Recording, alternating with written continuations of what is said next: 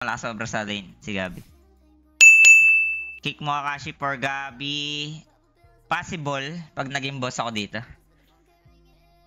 O kontratahin ko sila. Isa-isa yan, tol. Pasok yan si Gabi.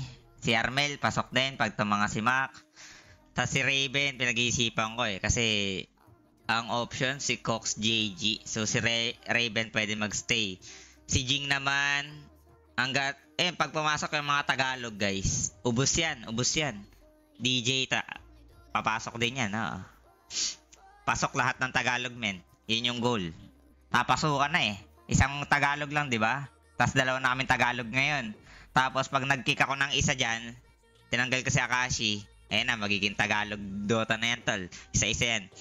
Possible si Mac or si Akashi yung unahin ko eh.